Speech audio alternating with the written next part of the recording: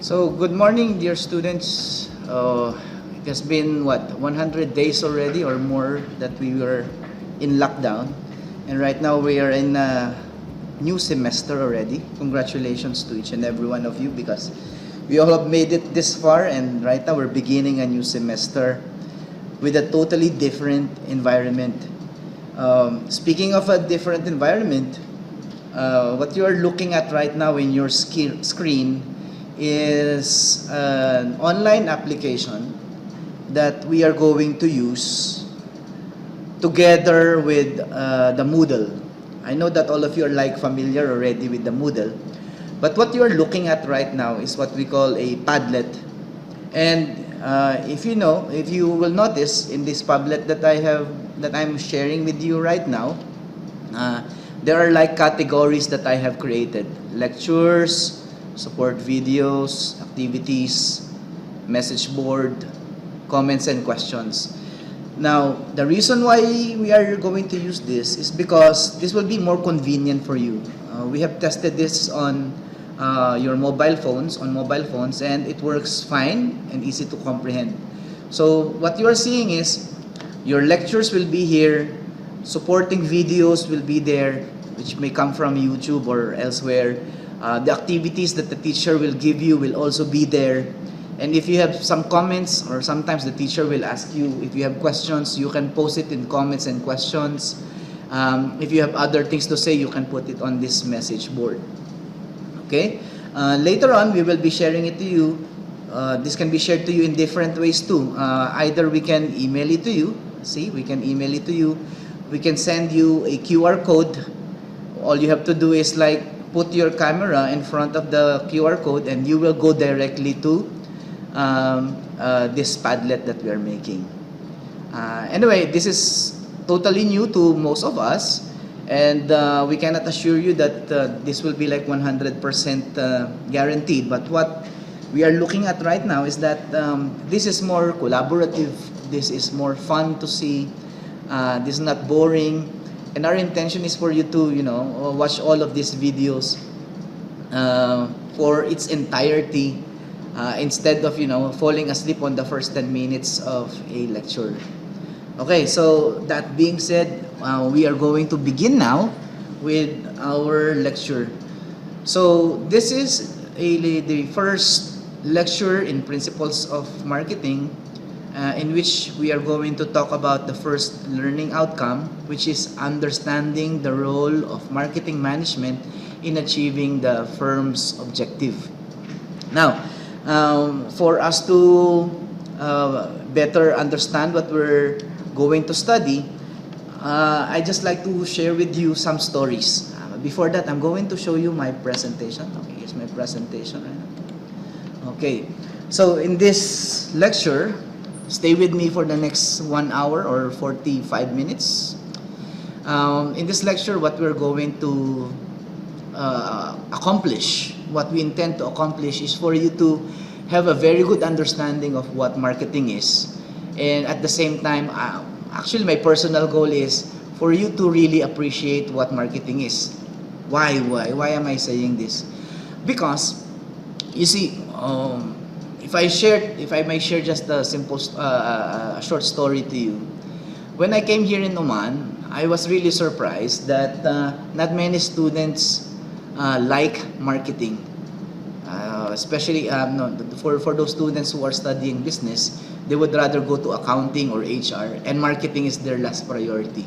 I was surprised because, to be honest with you, everywhere that I have taught before, even before when I was in another country or even in my home country, marketing is always chosen as a specialization for most students for many reasons. Number one is jobs are a lot. There are a lot of available jobs related to marketing. I will explain that to you later. And another thing is, marketing is fun. Marketing is supposed to be fun. And I don't know why students are avoiding it. I don't know what the students are thinking or what the perception of other people are. But what I have realized is that people are just thinking that marketing is about selling. And that is a very big misconception about marketing. Marketing is more than selling, and I will explain that to you later. Okay, so these are the 5 topics that we are going to focus on in this lecture. Maybe we cannot complete all of them today, so we will take it step by step. So to make sure that you really appreciate and you don't fall asleep in the middle of the lecture.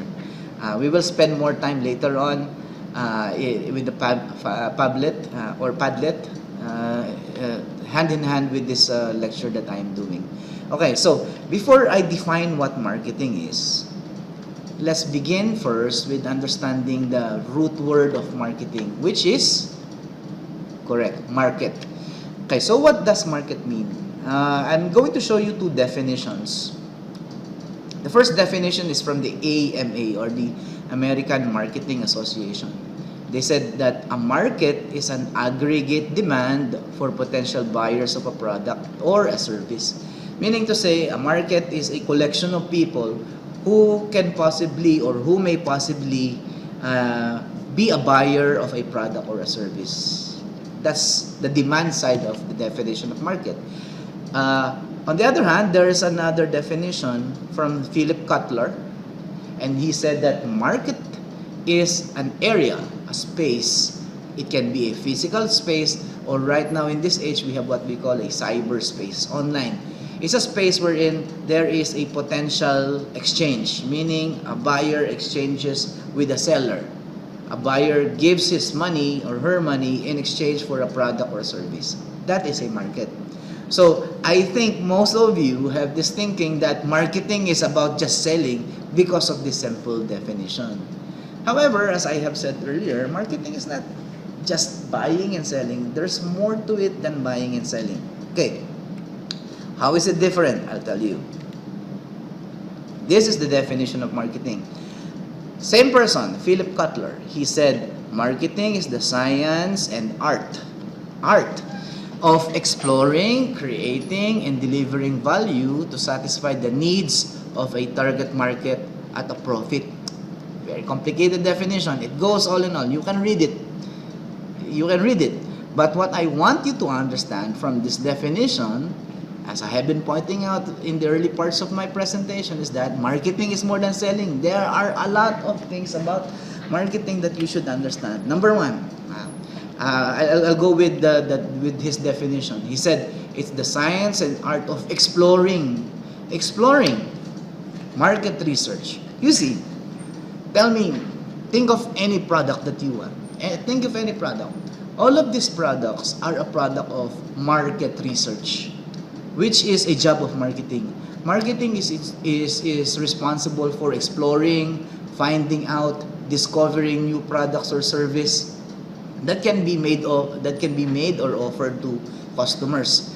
It's very interesting. Like in marketing, you get to know people, you get to make research, you get to understand what the needs and wants of people are, and later on, you are going to discover what are the possible needs of people. I'll give you an example. I know that by this time you're already familiar with Zoom, the online video conferencing application. Zoom started sometime in 2010 or 2011 as a small company, and they created that video conferencing application as a product of research. Because at that time, there were already some people who are working from home, but sometimes they have to meet.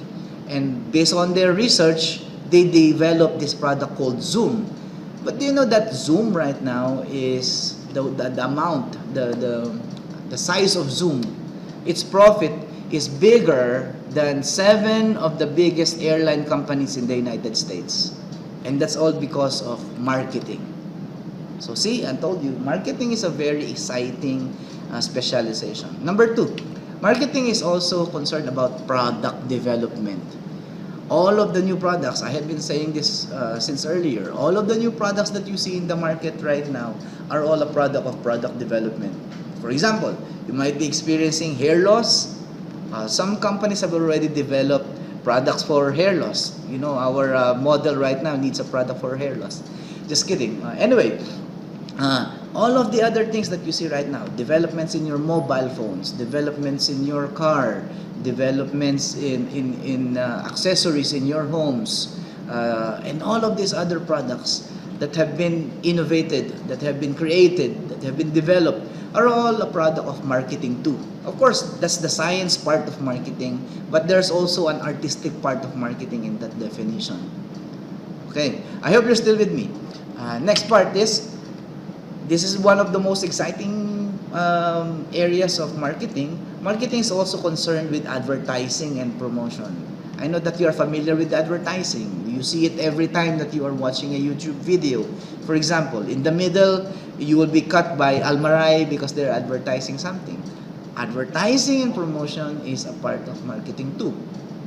Next, I hope I'm not going too fast.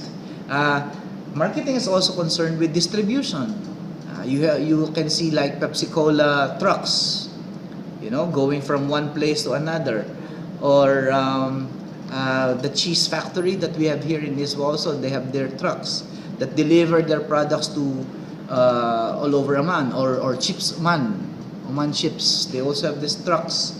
They're distributing all of their products all over Oman or possibly outside of Oman. That is also a marketing job.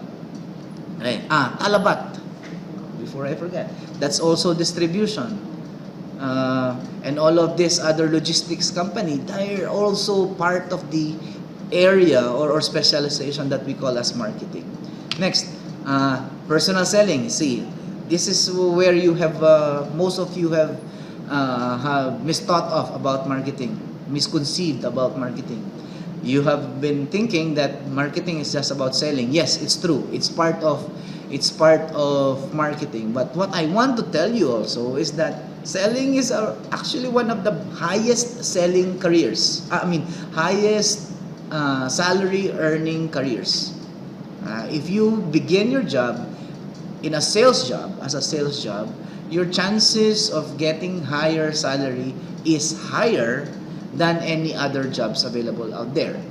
Except, of course, if you're a doctor or a lawyer, of course, they get higher salaries. But a sales job, an entry-level job of sales versus an entry-level job of, say, for example, of a clerk or a secretary, is higher than what they are receiving in the back office. So, again, that's another point towards marketing. And customer service, jobs of receptionists, for example, in hotels or in resorts or in hospitals. If you have a marketing background, you can also work in customer service. So see, marketing is a very wide career. It is a very broad definition that covers almost the entire part of business. And then that is not to say even that, there are some authors who are saying that marketing is the lifeblood of a business. Okay, so are you still with me? I hope you still are. So next part of our presentation is, I'll go first with the core concepts of marketing. Core concepts of marketing. These concepts, these words that I'm going to tell you right now are going to be repeated several times or numerous countless times as you study marketing management and all of the other courses in marketing. So what are these core marketing concepts that I want to tell you about? Okay. Needs, wants and demand, exchange, transactions, marketing offers, value and satisfaction, and relationships. These are common words that you will always experience or you will always hear when you study marketing. Now, what are these? Let's try to explain one by one. If you think that we are going too fast, you just rewind back on the video so that you can understand. I'm very sorry, but I try to speak as slowly as I can. So, number one, needs, wants, and demands. Needs are fundamental requirements for survival, and meeting them is the ultimate goal of marketing. What do we mean by this? Marketing is there to satisfy the needs of people. Satisfy the needs. What are these needs? These are products or services that we may need for survival, for entertainment, for luxury, for convenience. All of these are being thought of. You know, when you are a marketing guy or a marketing girl, you're always thinking of how do I satisfy the needs of consumers. Like right now, we are in a lockdown. What are our needs? What are typical needs? So we need, for example, face masks. See, some companies are very fast in developing their own face masks. Right now, they have their own decorative face masks. But at the end of the day, what marketing is trying to do is satisfying the needs of the customers. These are basic. These are fundamental needs. These are fundamental requirements. Okay. Next are what we call as wants. Wants are a specific form of consumption desired to satisfy a need. Now, don't be confused. Needs are different from wants. So, how does it differ? I'm going to explain it to you by the form of an example. See, all of us need food. Raise your hand if you do need food.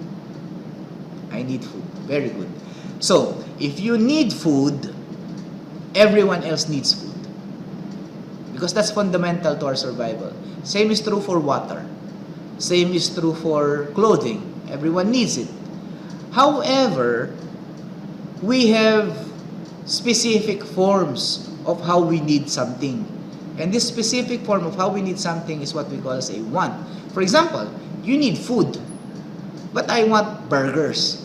Maybe some of you would want other forms of food. Like think of us right now. You're hungry, so you need food. But what food do you want? So that's how a want differs from a need. So another example is I need a way to transport myself from one point to another.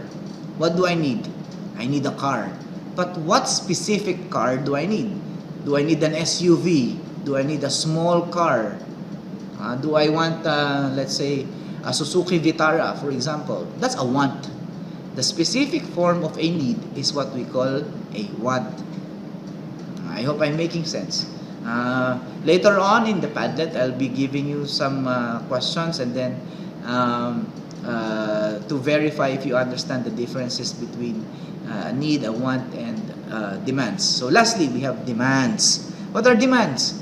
Demands are wants that are backed by your ability and willingness to buy it. What do we mean by this? Everyone wants a Rolex watch.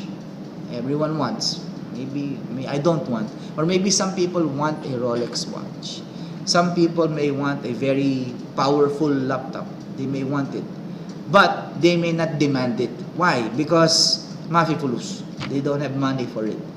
Understand? So, we may want something, but if we don't have money to buy it, then we don't have a demand for it. For example, I myself, I want to have a very luxurious car. I want to drive a Bentley going to the college. So I will be like driving in front of the college and everyone will be looking, I'm driving a Bentley. I want that. But I don't demand it. Why? Again, same problem. Mafifulus. I don't have money for it. So, need is different from a want and is different from a demand. Demand is a want that has to be backed up by money. Wants is a specific form of a need. And need is a fundamental requirement for our survival. I hope you get it. I hope you do. Thank you very much. So next, exchange. What does exchange?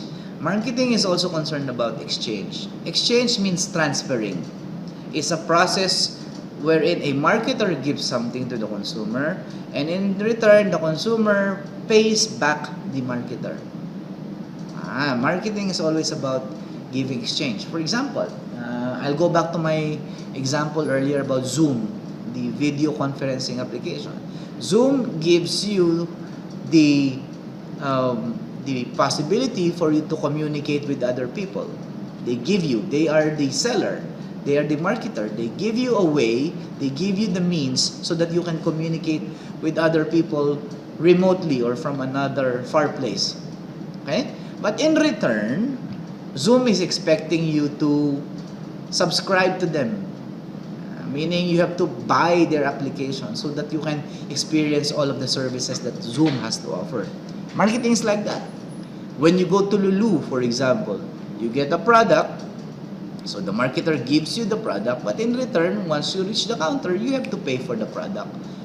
That is what we call as exchange. Okay, next concept is what we call as transaction. A completed trade is what we call a transaction. So, exchange is related with transaction. Every time that the buyer is exchanging, that process is what we call a transaction. So, you can have, as a marketer, what you want is you want to have continuous and numerous transactions with your customers. Can you think of examples on how these marketers increase the number of transactions? Because as a marketer, your job is to increase the number of transactions that you have with your consumers. Let's give several examples. I know that some of you are into mobile gaming. Maybe you are playing Call of Duty or what have not, or any other game. But do you notice that they always have this advertisement that asks you to buy something from them. They are always asking you to buy this new skin for your guns or whatever.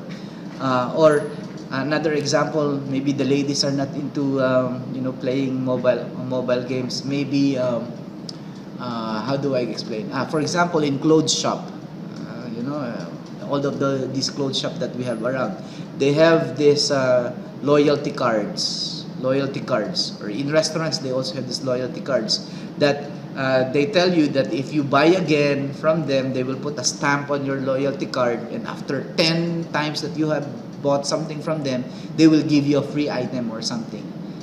They are wanting you to increase your transaction with them, because the life of a business relies on the customer. If they always buy, then the business grows. So as a marketer, they are always concerned, or a marketer is always concerned about increasing the number of transactions that they will have with their consumers. I hope that makes sense. Okay, next. Marketing offers. Okay. Marketing offers, it sounds odd, but it's called marketing offers, are the sets of benefits that are offered to the customers to satisfy their needs. It's a combination of products, services, or experiences that you get when you buy a certain product. So how do I explain that, for example? When you buy a car, I know that all of you or most of you have cars already. When you buy a car, it's not just the car that you are buying. There are so many things that are attached to it. I'll give you an example. When I bought my car before, part of it, when I bought it, is they have free service for the next, I think, 4 or 5 years. So I bought the car, but together with it are after-sale service. They also give them other free stuff, like free floor covers, free petrol for a certain number of kilometers. All of these other benefits that you get from a product are what we call as marketing offers. I'll give you another example. Like shampoo, for example, the thing that you use for washing your hair. It's not only the shampoo that you're buying, there are also other benefits that you get from it. It can be the smell of the shampoo, it can be the health benefits that you get from the shampoo, all of this other stuff. These are what we call as marketing offers. As a marketer, you're always going to think about what you are going to offer to the consumer. Is it a product which is low price, good quality? What are the other benefits that you're going to provide them? You're always thinking about it. And I hope, can anyone guess why you need to be very careful with marketing offers? Guess. Why is marketing offer very important? It's very important. I hope you have the same guess as mine. Marketing offers are very important is because there are what we call as competition. There's competition. And if your competitors are those other companies or those other persons who are selling the same product or service as yours. Okay, so for example, you have a hair salon and then there's another hair salon. So these two are competitors. You need to think about your marketing offers because you have to compete. You have to know what the other competitor is offering. Why? Because if your competitor has better marketing offers than yours, who gets the customer? Of course, that hair salon. So the point is, as a marketer, you're always going to think about what your marketing offers are going to be because that will tell you where the customers will be going to. Less marketing offers means less customers. I'll give you an example. At certain times, Lulu will have their own marketing offers. These are discounts, for example. They have promotions. We call them promotions. I know that you have heard about this word before. They have several marketing promotions. And once Lulu does it, what will Carrefour do? Do they react or will they react? Of course they will react. They will also launch their own marketing offers. And why are they doing it? If they do not do it, customers will go to Lulu and no one will go to Carrefour. Or if Carrefour does a marketing offer and then Lulu does not do anything, they will be losing customers too. Okay. So get it? Good. Next. Okay. As a marketer, you have to be concerned also about the value and the satisfaction of your customers. What is value? Value is the combination of quality, service, and price. When you say that something is valuable, you mean to say that the quality level, the service level that you got, and the price that you got for it is high.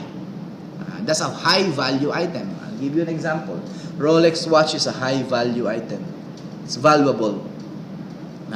Whereas some items will not be that valuable and it's okay for you to lose it. For example, I'll give you an example. If you have an iPhone 11, okay, on one hand, and then you have, let's say, the cheapest phone that is available in the market. And for example, you lost the iPhone 11. How will you feel? You will feel very bad. Why? Because that item is a high value item. And again, let's go to our example. What if you lose this cheap phone? Will you feel as bad as when you lose the iPhone? I don't think so. Because you're saying, it's cheap anyway. So it's not that valuable to me. Okay, so that is what we call value. As a marketer, you are always trying to offer something of value, something which is important for the customer. So, how about satisfaction? How is value related with satisfaction?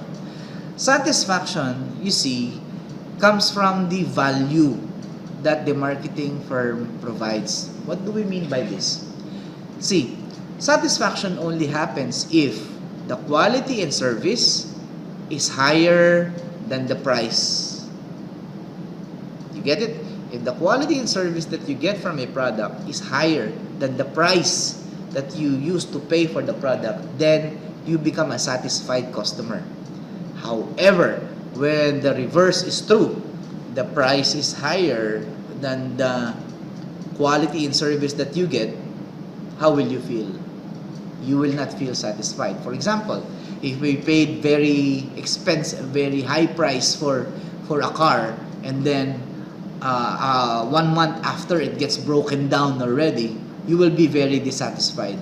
But when you buy a car, for example, that is a low price, is of a low price, and then you get to use it for a very long time, you get very satisfied and happy about it.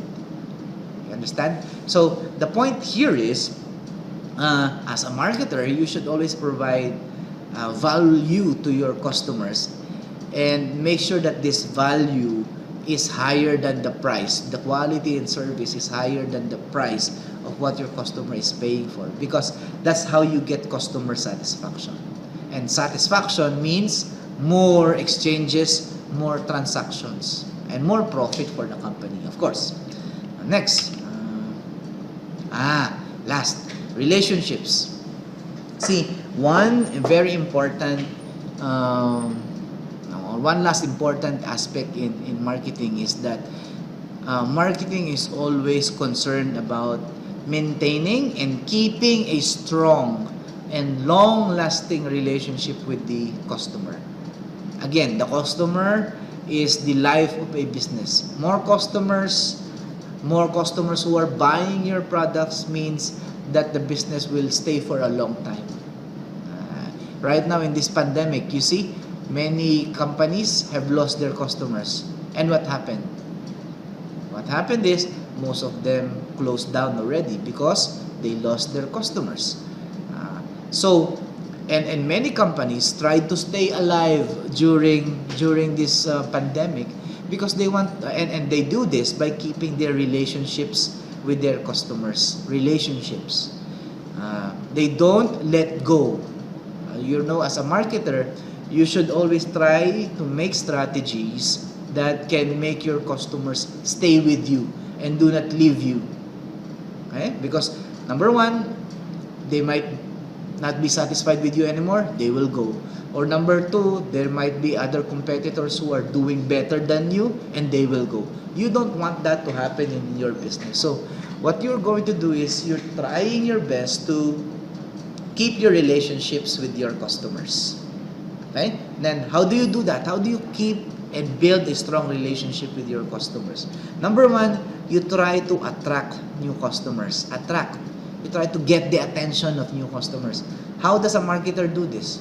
Advertising, promotions.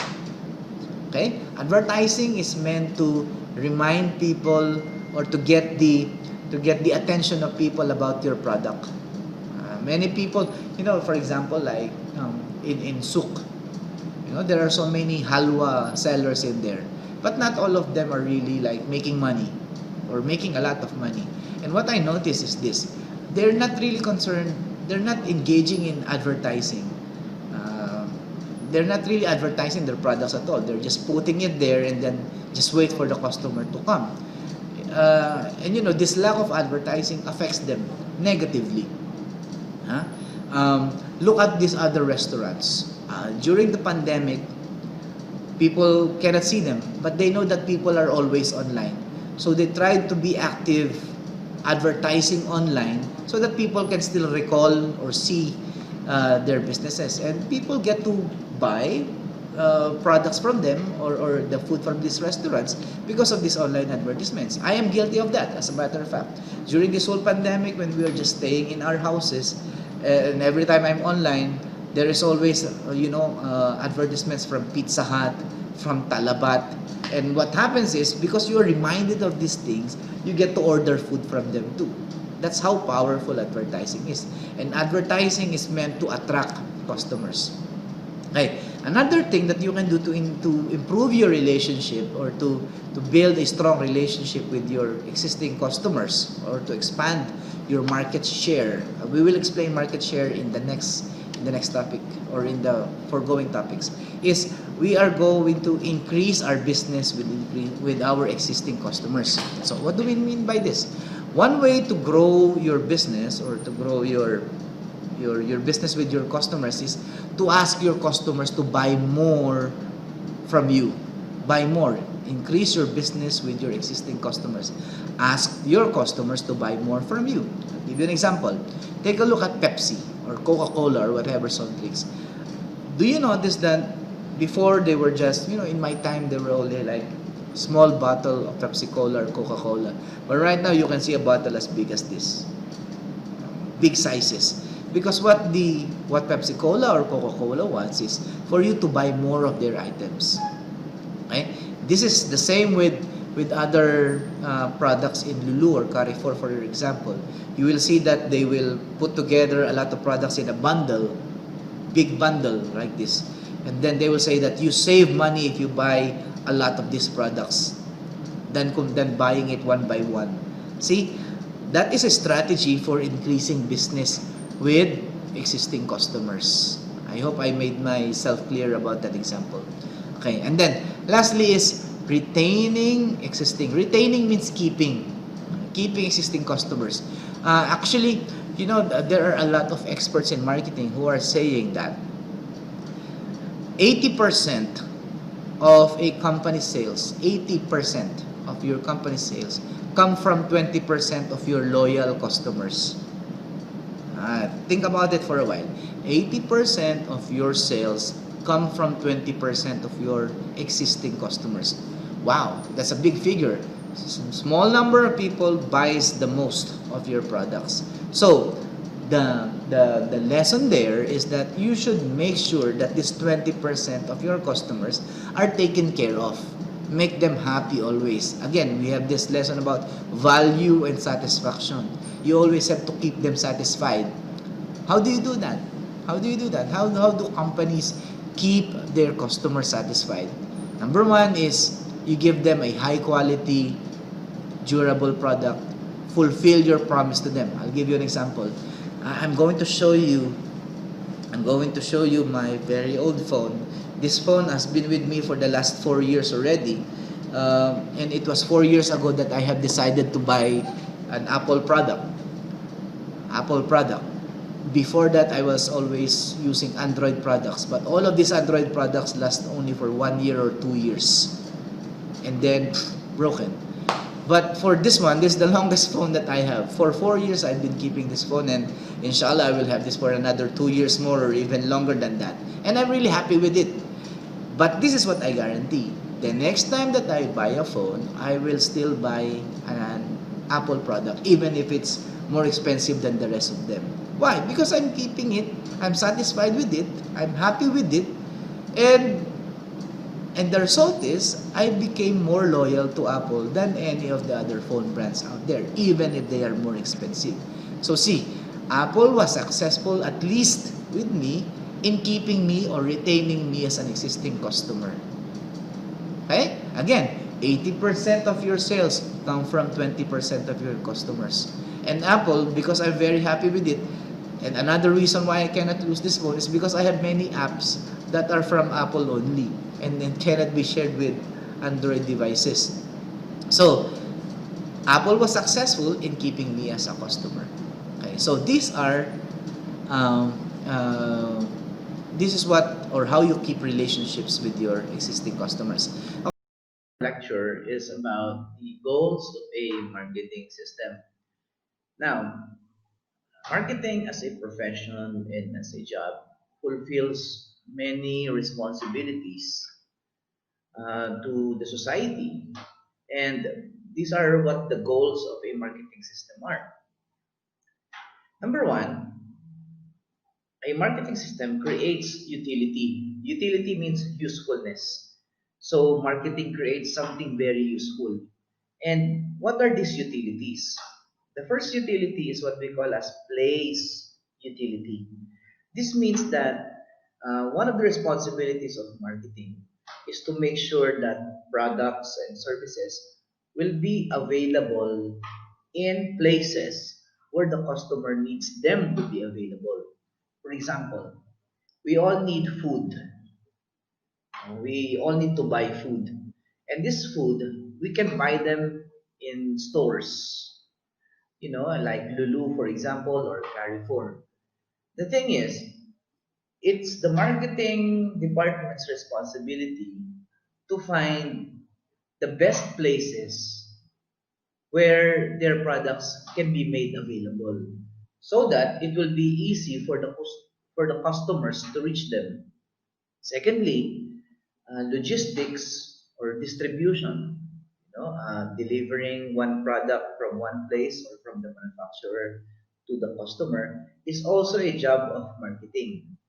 By doing that job of distributing or delivering products, the marketers is fulfilling or is giving us place utility. I hope that is understood.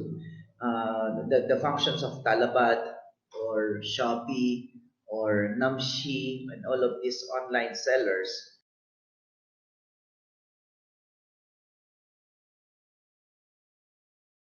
that is a marketing responsibility. And that is also part of what we call as place utility. Now, another utility that is Also, a goal of a marketing system is time utility. Um, Marketing or marketers also make sure that whatever we need, whatever products or services that we may require, will be given to us in a short period of time, in a fast period of time. We don't have to wait very long. Some certain examples will be when, like right now, uh, that the world is racing against time to find a vaccine for coronavirus. While it is the job of the research and development teams of pharmaceutical companies to discover what the vaccine is, it will then be the responsibility of marketers to make sure that these products, if ever they are created, will be available in a very short time. Because you see, in business, time also matters a lot. If you're not fast enough, maybe the competitors will, take over your customers because you are too slow. Or if you are really that slow, what can happen is the customers might get frustrated or disappointed with your company, and in the end, you will be losing your customers. So time is another utility that a marketer or marketing organization wants to make sure that they can provide to their customers. And the last utility is what we call as possession utility. Possession utility is satisfied by marketing every time that we do one important function, and that is selling. In selling, when we are selling something, the customer gets to possess or own the product that you are offering to them as a marketer. So the customers gets to own products or services that they require because of marketing too. Okay, so aside from creation of utility, again, the three utilities are place utility, time utility, and possession utility. Aside from this, one of the goals of a marketing system is also to provide cost reduction, or meaning cost minimization, or making costs of things, the cost or maybe price of things, low or affordable. Not really low, but affordable. And uh, the word is actually equitable, meaning fair, for a product that you are buying. The value that the value of the product should be equal to the price that you are getting. So marketers always try to make sure that when they are selling products or services, they will be tagged a price that is affordable and commensurate to the quality, design, or features of the product. Okay. And then lastly is price stability. Price stability is a goal also of marketing system. This means to say that as a marketer, they should make sure that the prices of their products or services will not, be changing very often, and will be stable for a quite long period of time. Of course, sometimes they have to raise their prices, but raising prices should not be very often. Otherwise, the customers will be confused, maybe even irritated if prices are always changing. As much as possible, it's the job of the marketer to make sure that the prices of their products and services will be stable. So these are the goals of a marketing system.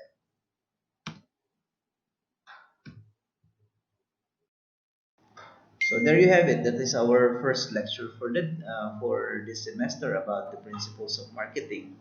We hope that you have learned from it.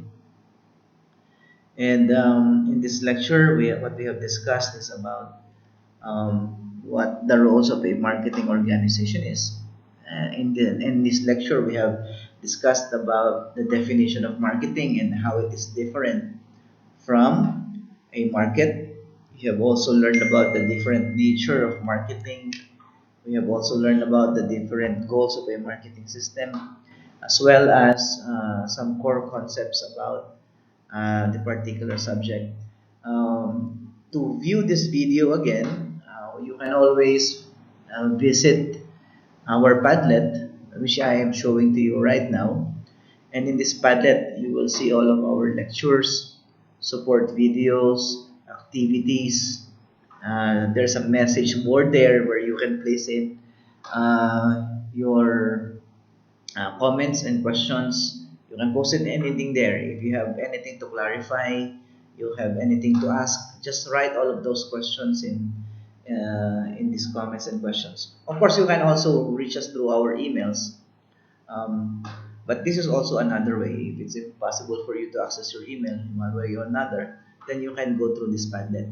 The good thing about this Padlet is all of your lecture support videos, activities are all in this already. So to access it, all you have to do is scan this QR code that you are seeing right now. What you need to do is just go to your phone, put your camera in front of it, and your phone will automatically scan this QR code and direct you to the Padlet. And once you have done that, you will see all of the activities there, all of the supporting videos and lectures that we have prepared for you. Um, we know that this is something new. That's why if you're finding it difficult, always try to contact us via through our emails so that we can assist you in doing this. This is a new way of learning, and until we go back to normal, this is how it's going to be. And let's try to take advantage of all this technology that we have in right now. If you find it useful, again, please send us a message, put a comment on the message board if you want to change something with the videos, if it's not easy for you to understand or whatever. Just if it's boring, you tell us. And then you can also put all of your comments in there so that we know if we are doing the right things or if we need to make adjustments on some things. Um, Keep yourself safe always and healthy. Try to access online often instead of playing games on your mobile phones. You go to these materials that we are sending you. Again, this QR code is your key to access the Padlet, and we will be using this extensively throughout the semester. That is, if we are not going back to normal yet. So, again, thank you very much for listening and keep safe. See you on the next video.